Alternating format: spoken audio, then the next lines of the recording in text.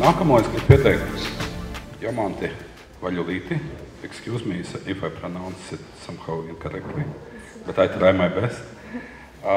Kura šo pašu vai ļoti līdzīgu tēmu attīst mazliet citā virzienā, piedāvājot tēmas nosaukumu, kurš man faktiski labāk patīk angliski, 3-1, mazliet kečīgāk, 3-1 ilgtspējīgas attīstības stratēģijas, kā mēs varētu uzlabot mikrorajonus, revitalizēt tos.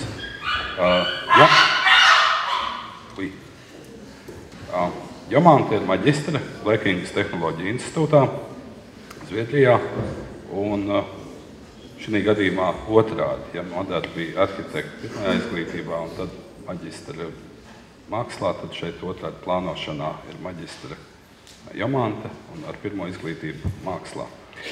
Un tagad pievērsies vienam konkrētam piemēram Mežciemā. Welcome, Jomanta. The floor and microphone is yours. Maģistra darba ietvaros, un šeit es strādāju sadarbībā ar Pilsētvides institūtu, kas atrodas Vācijā, kā arī ar Zviedrijas Blekingas tehnoloģiju institūtu. Šodien es vēlos runāt par to, kā masīvos apbūves mikrorajonus ir iespējams tā teikt atdzīvināt, pielietojot dažādas pieejas. Un es konkrēti piedāvāšu gadījumu izpēti, kas ir attiecināms uz Mežciemu. To es esmu veikusi Mežciemā. Šajā prezentācijā es īsumā iepazīstināšu ar Rīgu, ar tām problēmām, ar kurām šī pilsēta sastopās, kā arī ar potenciālu. Tad es izpētīšu konkrēto gadījumu, proti Mežciemu, tad parunāšu par stratēģijām, par dizaina priekšlikumu Mežciemam, kā arī apspriedīšu sagaidāmos rezultātus un visbeidzot piedāvāšu secinājumus. Vispārīgi fakti ir šādi. Rīga ir Latvijas galvaspilsēta un Latvija ir viena no 3 Baltijas valstīm.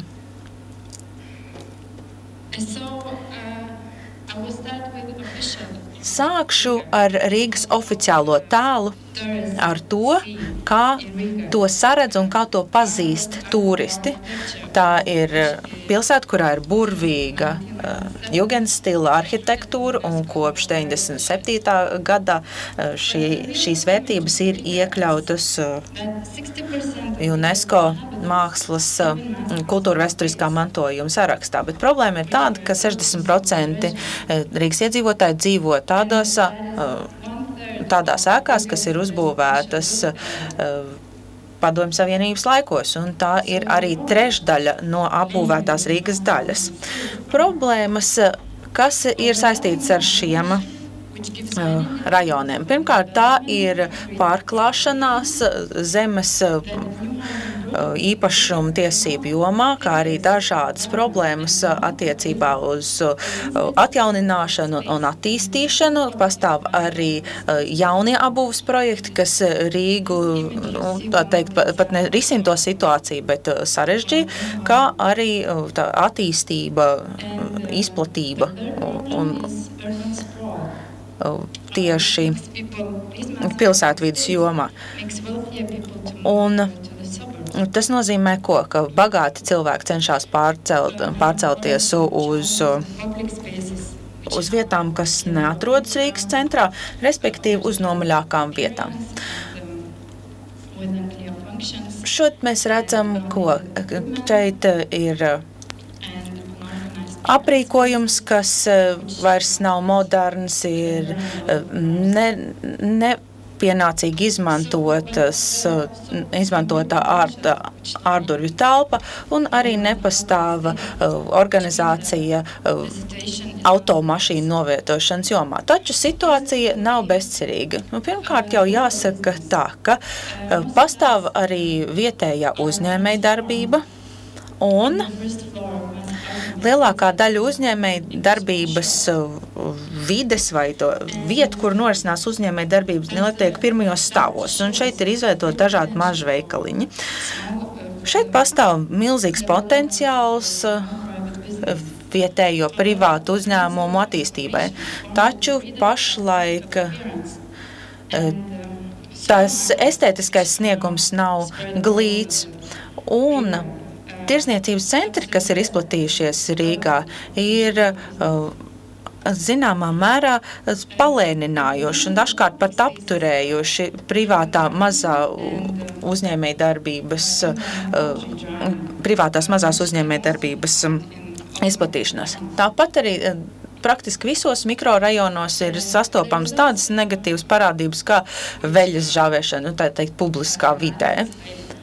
Savā analīzē es nonācu pie dažādiem rezultātiem. Pirmkārt, izaicinājumi, ar kuriem sastopās mikrorajoni, ir tādi, ka 60% no Rīgas iedzīvotāji dzīvo masu apbūves vietās, nav pietiekoši daudz velosipēdu, celiņu, dominē dažādi tirdzniecības centri un to izvietojumu izplatīšanās. Publiskā telpa ir neorganizēta un tā ir nesamērogota. Taču tanīpat laikā pastāv arī potenciāls. Rīga ir kompakta pilsēta. Pilsētā ir pietiekoši daudz arī dabas. Rīgā ir viegli piekļuve transportam, publiskajam transportam, un cilvēki var tam viegli piekļūt. Visi mikrorajoni ir savienoti ar ceļiem un ar maģistrālēm, un katrā no mikrorajoniem ir sastopama zināma biznesa vai uzņēmējdarbības vides attīstība. Mežciems ir viens no tiem mikrorajoniem, ar kuriem es strādāju Rīgā. To es izvēlējos savā darbā. Tas atrodas aptuveni 5 kilometru attālumā no pilsētas paša kodola. Tā apjoms ir 112 hektāri, un šo rajonu izveidoja tādi arhitekti kā Medinskis, Fogelis, Milleris, Krauklis, Kronbergs, Ģelzis, un cik es zinu, Kronbergs joprojām ir dzīvs, un Latvijā pat varētu teikt, ka ļoti populārs speciālists savā jomā.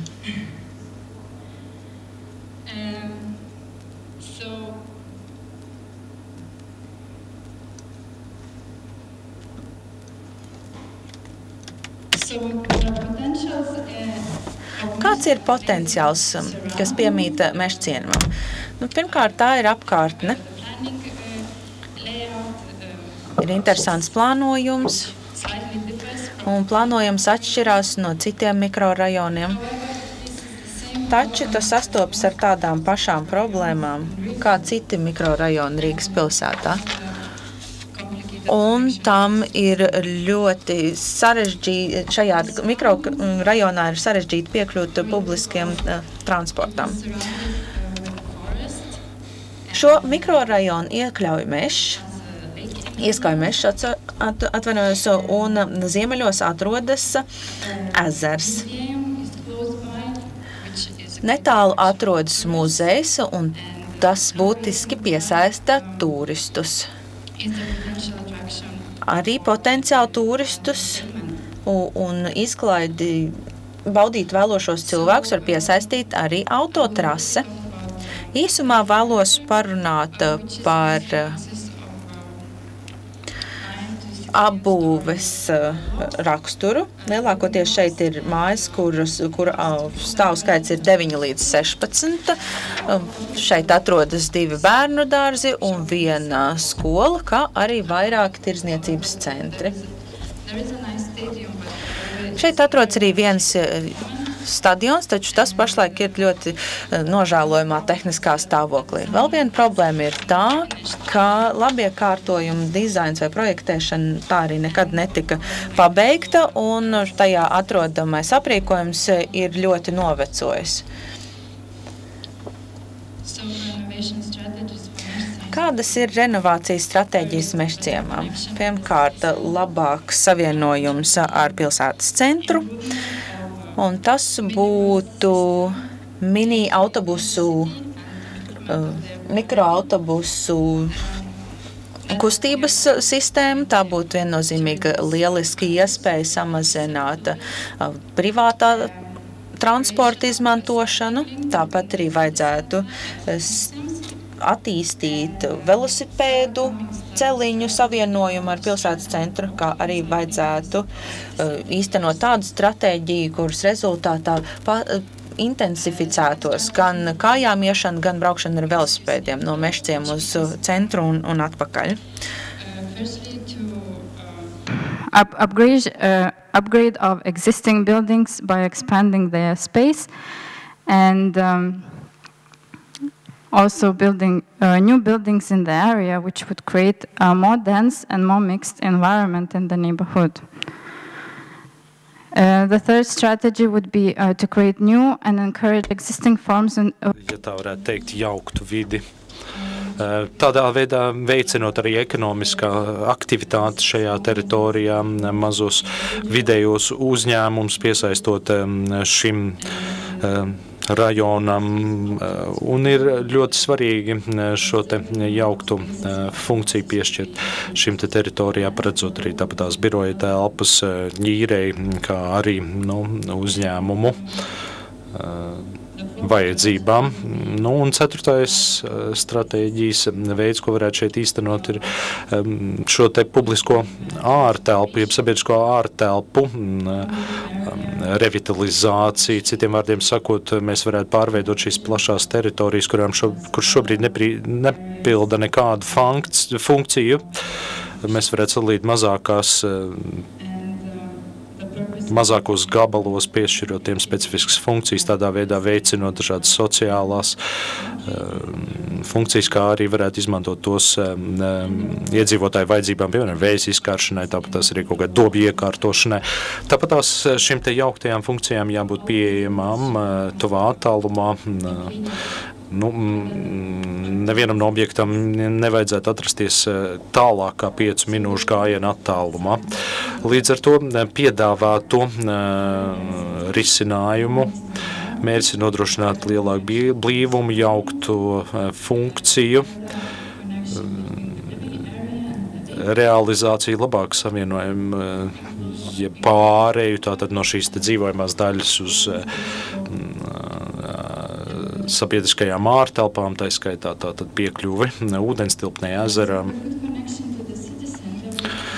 Šis te savienojums ar pilsētas centru tika nodrošināts uzlabojot velocēliņu tīklu no centra uz Mežciemu. Tāpat tas arī ziemeļu daļā esošā iela ir tikusi pārbūvēta, jeb tikusi slēgta, lai nodrošinātu, slēgta satiksmē, lai nodrošinātu šo te piekļuvi no dzīvojamā rajona ezeram. Un kas attiecās uz šo te jaukto funkciju, ir iespējams rekonstruēt tātad šīs ēkas, palielinot to augstumu. Šeit jūs redzat arī piedāvājuma šos te variantus, veidu, kāds tas realizēts Francijā. Tāpat tās ir iespējams arī šajā teritorijā uzbūvēt jaunas ēkas, radot tādu kā daudzveidīgāku apbūvi ar dažādu augstuma ēkām, lai šeit nedominētu viena veida dzīvojamās ēkas, padarot šo teritoriju nedaudz daudzveidīgāk, varētu būt privāta mājas, varētu būt arī rindu mājas šajā teritorijā, tāpat tās arī ēkas, kas tiek izmantotas jauktu funkciju, jeb apvienot sevi vairākas funkcijas vienlaicīgi. Tāpat tās būtu iespējams arī veicināt šo te ekonomisko darbību šajā teritorijā, tīpaši ziemeļu daļā, kur ir šīs te masīvās ēkas ar sarkanu, piemēram, ir iezīmēta viena no šādām masīvām ēkām. Tā ir ēka, kas varētu tikt izmantota tirdzniecības centra vajadzībām. Tāpat tās arī šeit ir paredzēti varētu paredzēt veikala, jeb tirdzniecības funkciju pirmā stāva līmenī. Tāpat tās arī šeit varētu tikt izveidots vietējais kultūras, jeb sabiedriskais centrs. Tāpat tās arī būtu nepieciešams nodrošināt telpas gan biroju vajadzībām, gan arī tirdzniecības uzņēmumiem.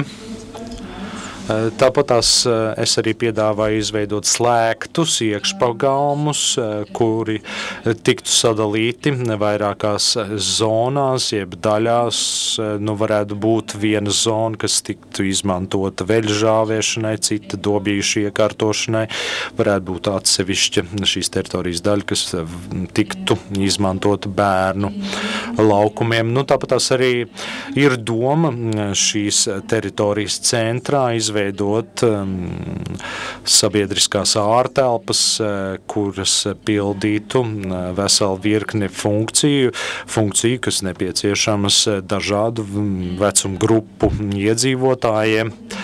Un tā piektā stratēģija, piektais risinājums ir šāds. Šeit ir paredzēts nodrošināt to, ka autobusa pieturas ir tikai 3 minūšu gājiena attālumā no dzīvojamām ēkām, un šis risinājums var ļautu labāk izvietot šīs te funkcijas dienvidu daļu, tātad revitalizēt, tāpat tās arī optimālāk izmantot vietu automašīnu novietošanai, lai šis automašīnas netraucētu gājēju kustībai. Tas paredz šo te dzīvojamo platību apjomu palielināšanu līdz pat 960 jaunu dzīvokļu var tikt izveidoti tātad jaukta tipa dzīvokļi. Tāpat tās iespējams arī šeit šo tēmu uzņēmējdarbības funkciju pastiprināt, varētu izveidot līdz pat 225 biroju telpām, kurās varētu strādāt līdz 520 cilvēku, kas nozīmē, ka tiem iedzīvotājiem, kas tātad vēlās nodarboties ar privāto uzņēmējdarbību, būtu telpas, kur izvietot savus birojus. Un tāpat tās arī tas ļautu, teiksim, šo te funkciju jaukt kopā ar dzīvojamo funkciju. Mēs uzskatām, ka 4. risinājums ir no ekonomiskā viedokļa izdevīgākais. Tas ļautu saglabāt ēkas, tāpat laikā paaugstinot mikrorajonu potenciālu. Un šis risinājums ļautu atrisināt lielāko daļu mēsciem problēmu, un mūsu ieteikums būtu piemērot šādu līdzīgu pieeju stratēģiju arī citos Rīgas mikrorajonos. Paldies par uzmanību. Tāpat tās jūs varat aplūkot arī šo te plakātu, ja jums ir interese, varbūt papildus iepazīties ar manis tikko sniegto informāciju, varat aplūkot tātad šos te rasējumus, ko jūs redzat pie sienas.